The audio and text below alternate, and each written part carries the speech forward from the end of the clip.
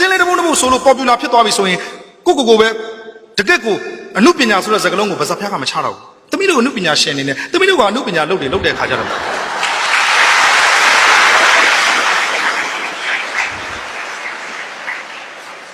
ငွေလေး450 100ကနေပြီးတော့အခုကြပြားစာမှုက9000ရတဲ့အထိဒီအမှုပညာကြီးကိုတစ်သက်လုံးအစင်းရဲငှက်ပြတ်ခံပြီးလှုပ်လာတဲ့ကျွန်တော်တို့ဘာပြောရမှန်းမသိဘူးအခုကြပြားစာမှုက9000ကြပြားတစ်ပုဒ်ကို9000အဲ့ဒီကြပြားစာမှုက9000ကိုလိုချင်လို့ကြပြားဆရာတွေကြပြားရေးနေတာမဟုတ်ဘူးသိကြတယ်ကျွန်တော်ပြောခဲ့ဘူးလေဒါပေမဲ့အဲ့ဒီပတ်စံလေး9000အတွက်နဲ့1500မကကြခဲ့ရဘူးပေါင်းလဲများပါပြီလို့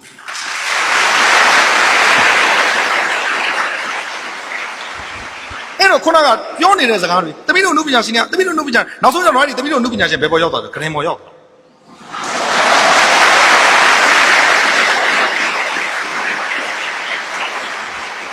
အရေးချင်းကိုပြုစုပြုထောင်ရမယ့်နိုင်ငံဟာပညာကိုအားပေးရမယ့်နိုင်ငံဟာအရေးပြားတစ်ထောင်နဲ့ငွေမြင်ရင်လင်လုံးမယ်ဆိုတဲ့စိတ်တွေနဲ့သူများအကြောင်းကိုနော်သူများအကြောင်းလည်းမပြောတတ်ပါစမိဆိုင်ရာကွစီကွဆတော့မော်ဒယ်မာလေးတယောက်လက်ထပ်တယ်သူ့တက်က20ကျော်ဟိုပုဂ္ဂိုလ်က90လက်ထပ်ပြီးချင်းပြောတဲ့စကားကဟန်နီမူဖြစ်လာကပါသွားမယ်ယူချက်ကွာ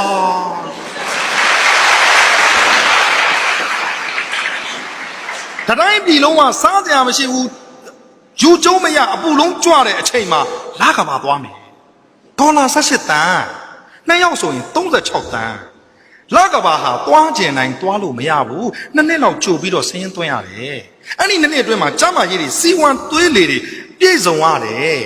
ဂရာဖတီရှိတဲ့စွမ်းငင်အားကနေဂရာဖတီမဲ့တဲ့နေရာကိုသွားတာယော့18တန်းဝူးသွားမယ်ဆိုပြီးတော့ဗစကားစီးတယ်လို့သွားလို့မရဘူးတောက်ဒီငတုံးတွေသိပုံမပေါ်ဘူး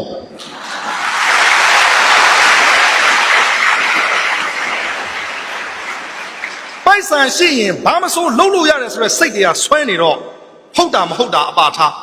ဟန်နီမူဖြစ်လာကပါကိုသွားမယ်ဒီအသက်20ကျော်နဲ့အသက်50နဲ့မြင်ချင်းနွားချင်းဆိုလို့ချစ်တယ်ဆိုတော့ဘယ်နည်းမှမဖြစ်နိုင်ဘူး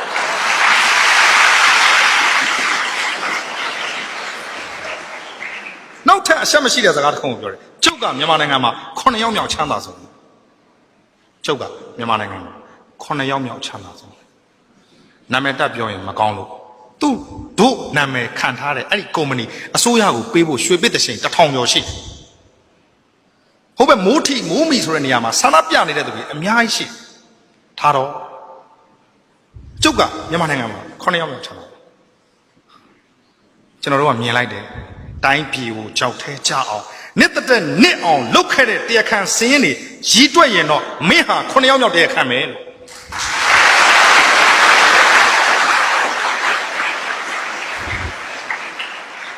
ဒါကြောင့်ကျွန်တော်ကပတ်ဝန်းကျင်ကြီးတစ်ခုလုံးကပျက်စီးနေပြီလို့ကျွန်တော်ဆွဆွဲတာကျွန်တော်မိုက်ကန်ဆွဆွဲတာဟဲ့အောင်အယူစကားတွေလာမပြောနဲ့ဟဲ့အောင်တောမှာသွားပြောမင်းစကားတွေကငါတို့လူမှုဝန်းကျင်ကလက်မခံဘူးဆိုတဲ့အနေအထားမျိုးကိုရောက်အောင်ပညာဥဆောင်တဲ့နိုင်ငံတော်ဖြစ်အောင်စက်သေးရှိတဲ့နိုင်ငံတော်ဖြစ်အောင်ကျွန်တော်တို့သွားလိမ့်မယ်ပညာရေးကအားမကိုးရတဲ့အခါကျတော့ကလေးတွေသူတို့အောင်မြင်မယ်ထင်လို့လောက်ကြတာကျွန်တော်တို့အပြစ်ပြောစရာမရှိဘူးနှစ်ပေါင်း20ကျော်ကျွန်တော်ကျူရှင်ပြခဲ့တယ်ရုံးခန်းထဲမှာထိုင်နေတယ်ကလေးတယောက်ဘောဝဆုံနဲ့ဝင်လာတယ်ရင်းနှီးတဲ့တစ်ဖက်ဘောထုတ်ကလေးကပ်လေးကိုချလိုက်တယ်ဆရာဟေးဘွဲရတဲ့နေ့ဟာဘဝပြတ်တဲ့နေ့ပါပဲဆရာကြီးဟာမင်းစကားဘာလဲကွာမင်းတို့ဒီစကားပြောဖို့ငါ10လအောင်သင်ပေးကြတာမဟုတ်ဘူးလေဒီကလေးကိုကျွန်တော်လစာတွေတောင်မယူခဲ့ပါဘူးနိပညာတက္ကသိုလ်ကျောင်းသားပါဘီရတော့မှာပါအခုခုနစကားပြောတဲ့သူကသူ့ရဲ့ညီပါဘွဲရတဲ့နေ့ကဘဝပြတ်တဲ့နေ့ပါပဲဆရာဖေးမုံမိုးမိတ်မုံမိုးရတယ်ဆရာចောင်းပြီးတော့တောင်းလို့မကောင်းတော့ဘူးနင်တို့ဘွဲတော်ရနေပြီဟဲ့ခုချိန်ဒီမိဘကိုလက်ဖြတ်နေတုံးလားဆိုတဲ့စကားနဲ့ရတဲ့အလုပ်ဝင်လုပ်မယ်ဆိုတော့လေစာကြောင်းလေးတစ်ကြောင်းနဲ့တင်ကျွန်တော်တို့ဘဝတွေကကြေကွဲရပါတယ်ဆရာအာရေးထားလို့လေ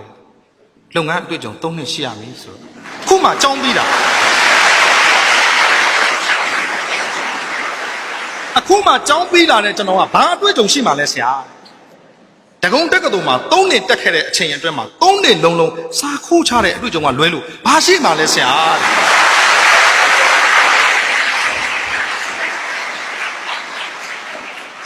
သူ့ဘေးနာကနေပြီးတော့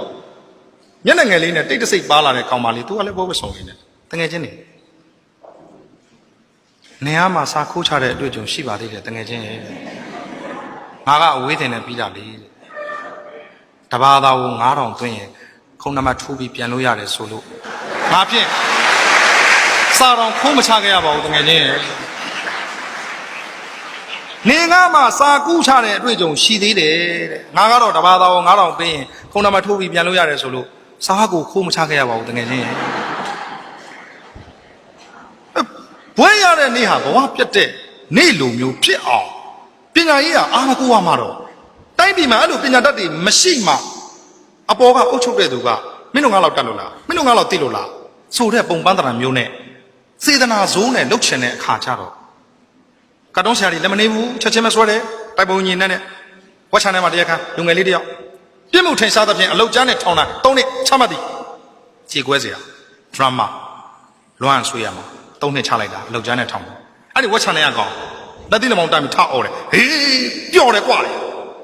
အလုတ်လည်းရပြီနေစရာလည်းရပြီစားစရာလည်းရပြီ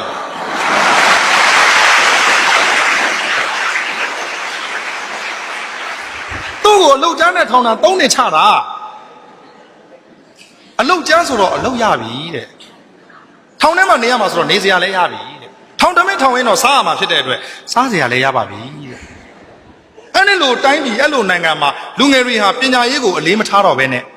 မှတ်မှတ်ရရဆိုကြမယ်ပြောကြမယ်မှာစုရတဲ့အောင်မြင့်မြတ်တညင်နီးပညာတက္ကသိုလ်ကကျောင်းသားကျွန်တော်မတက်ချင်မဲနဲ့တက်ရတာပါကျွန်တော်တချင်းပဲဆိုချင်တယ်အောင်မြင့်မြတ်ကျွန်တော်မှတ်မိလာပြီကောင်းလေးချောချောလေးဆိုတော့ကလေးတွေဘာဖြစ်မလဲနိနိခင်းစောမယ်လိုဒီဝါကနေတက်သွားတယ်ချမ်းချမ်းမယ်လိုဒီဝါကနေအောင်မြင်သွားတယ်ချမ်းချမ်းနိနိခင်းစောဖြစ်သွားတဲ့အခါကျတော့ဖဲကျိုးဖြတ်မလား3သိန်းတချင်း3လေးဖို့ဆိုမလား5သိန်းရှိုးဆိုမလား5သိန်းကလေးတွေအတန်ကောင်းကြတယ်ဒီသုံးစားမရတဲ့ပညာရေးကိုမလုပ်တော့ဘူးလေဒီအတန်လေးနဲ့ဒီရုပ်ကလေးနဲ့ဒီမှာ5သိန်းအလွယ်တကူရမှာကလေးတွေကိုကျွန်တော်အပြစ်မပြောပါဘူးဒီလိုဖြစ်အောင်နိုင်ငံတော်လူကြီးမင်းများမှာတာဝန်မရှိဘူးလားတိုင်းပြည်ရဲ့အနာဂတ်ဆိုရင်မင်းတို့လူငယ်တွေရဲ့လက်ထက်မှာမင်းတို့လူငယ်တွေကဆိုရင်တိုင်းပြည်ရဲ့အနာဂတ်ကိုဘယ်ကဲ့သို့ပဲချမ်းသာနော်နှစ်ဖူးရည်ဒူးရည်ကောင်းတဲ့လူကြီးများတော်တော်ပြောတတ်တယ်နှစ်ဖူးပြောင်ဒူးပြောင်လူကြီးများကိုပြောတတ်သေးတယ်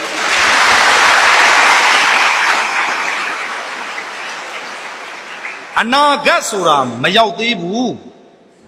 မရောက်သေးတဲ့အနာဂတ်ဟာလူငယ်တွေအတွက်ဆိုရင်လက်ရှိပြစ္ဆုတ်ပံကသူတို့လူကြီးတွေအတွက်ပေါ့မဟုတ်ဘူးလားအဲ့ဒီအနာဂတ်ကိုလူငယ်တွေကိုပေးခြင်းရင်လက်ရှိပြစ္ဆုတ်ပံကိုလည်းလူငယ်တွေကိုပေးပါလက်ရှိပြစ္ဆုတ်ပံမှာခေါင်းဆောင်ဖြစ်မှာအနာဂတ်မှာကျင့်သားရတဲ့ခေါင်းဆောင်တွေဖြစ်မှာပေါ့လက်ရှိပြစ္ဆုတ်ပံမှာအတွေ့အကြုံရှိမှအနာဂတ်မှာအတွေ့အကြုံရှိတဲ့ခေါင်းဆောင်တွေဖြစ်မှာပေါ့အနာဂတ်ကိုနေရာယူစေခြင်းရင်လက်ရှိပြစ္ဆုတ်ပံမှာတည်းကနေရာပေးဖို့လိုတာပေါ့အဲ့တော့ကလေးတွေဒီအရေးချင်းတဲ့စာရင်အရေးပြားတစ်ထောက်ကိုလိုလားတာဒီစမ်းနေမဟုတ်ဘူးเนาะကျွန်တော်အရန်စကားများတဲ့လူတယောက်မဟုတ်ပါဘူးကျွန်တော်ဟာကိုယ်နဲ့မဆိုင်တဲ့နေရာတွေမှာလုံးဝရင်ကုန်နှုတ်ပိတ်နေပြီးတော့အိမ်ကမိသားစုဆိုအများနဲ့ပြောပါတယ်เนาะကျွန်တော်ဇနီးတဲ့ဝင်းမုံရွှေကြီးပေါ့လေအဲ့တော့အများနဲ့ပြောပါတယ်ဆိုတော့ဟောကျွန်တော်နှမများရည်ကြတယ်သူများသားပြိုတပီးပြိုစော်ကားတာမဟုတ်ပါဘူးကျွန်တော်ဇနီးကကျွန်တော်ချစ်စလုံးနဲ့ရွှေရီလို့ခေါ်ပါတယ်လွန်ခဲ့တဲ့နှစ်20ကဘာပေါ်မှာသူအလှဆုံးပေါ့ခုတော့ပြင်ဘာဖြစ်တယ်မသိဘူးကဘာပေါ်မှာသူကလွှဲရင်မိမတွေအကုန်လုံးကြည့်ကောင်းနေပါတယ်အဲ့ဒီစလင်းဘော်ကြီးရွှေရီလေးကနှစ်20လောက်ပေါင်းပြီးတဲ့အခါကျတော့ဝက်တကောင်လုံးဝလာပါတယ်မျက်မှန်ကြီးတကားကားနဲ့မျက်စိကလည်းမှုံပါတယ်ဝက်လိုဝပြီးမျက်စိမှုံနဲ့ရွှေရီမို့လို့ကျွန်တော်သူ့ကိုဝက်မှုံရွှေရီလို့ခေါ်ပါတယ်နည်းနည်းလေးဝက်မှုံရွှေရီနဲ့မဆိုင်ပါဘူးဇနီးတွေကပြောပါတယ်ရှင်အိမ်ရောက်ရင်သိမပြောဘူးနော်တဲ့မောပြီမိမရဲ့တနင်္ဂနွေလုံးပတ်ပြီးပြောလာတာမောပြီအခုကျွန်တော်စကား